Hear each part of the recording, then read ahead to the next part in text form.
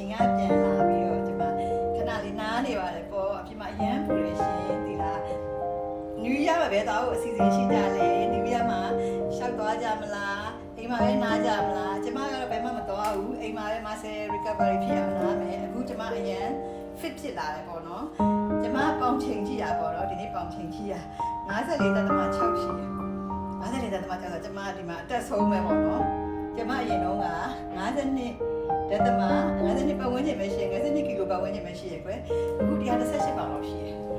ကျမတို့ပြိုင်ပွဲဆို130လောက်ပတ်ဝန်းကျင်ချတာလေဒီလား50.3လို့ကျမပြိုင်ပွဲ50.3ပဲရှိတယ်အခု54.6နော်နဲတာမဟုတ်ဘူးအဲ့မဲ့ဘာလဲအစီမရှိဘူးနော်အစီနဲသွားပြီအစီပါသွားပြီ50တွေပဲနော်ပို့ပြီးတော့ကြစ်လာတယ်ပို့ပြီးတော့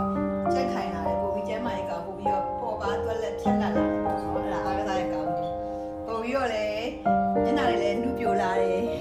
အိတ်ကောင်းစားကောင်းအချိန်မှန်အိတ်အချိန်မှန်စားညဘက်ကျမပဲချိန်အိတ်လေကျမဘက်တိုင်းကိုသတ်မှတ်ထားတယ်အကိုရဲ့ပေါ့နော် sleep ကိုသတ်မှတ်ထားတယ်ပေါ့နော်9နာရီဆိုရင်ကျမအလံမိတ်ထားတာ8နာရီ45ဆိုကျမအလံမြည်ပြီး15မိနစ်စောပြီးတော့ပြီးရင်ကျမ9နာရီထားတယ်9နာရီအိပ်ပြီး9နာရီထားပြီးတော့8ချိန်8နာရီရှိမှကျမတို့က sleep ဒီအဝါကအားရှိရနော်ဒီမှာ recovery ဖြစ်တာနောက်တစ်နေ့မှအားကစားလုပ်နိုင်တာတချို့တွေကအိမ်လေးလည်းမဟုတ်အောင်ည7နာရီ2နာရီမှအိပ်တယ်ကောင်းကောင်းလည်းမစားဘူးသွားကစားတယ်ပြီးမကစားနိုင်ဘူးမလောက်နိုင်ပါဘူးနဲ့ပြီးတော့ trainer အဖြစ်ပြောတဲ့လူတွေရှိရနော်အဲ့ဒါသူတူတက်နားမလဲတဲ့လူတွေပေါ့ကျမတို့က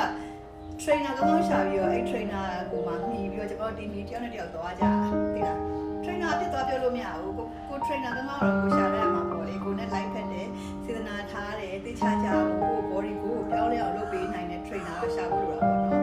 ကျမချမ်းသာပါစေနှစ်သစ်မှာအားလုံးစိတ်ချမ်းသာစေကိုယ်ကျမ်းမာခြင်းနဲ့အားလုံးပြည့်စုံကြပါစေရှင်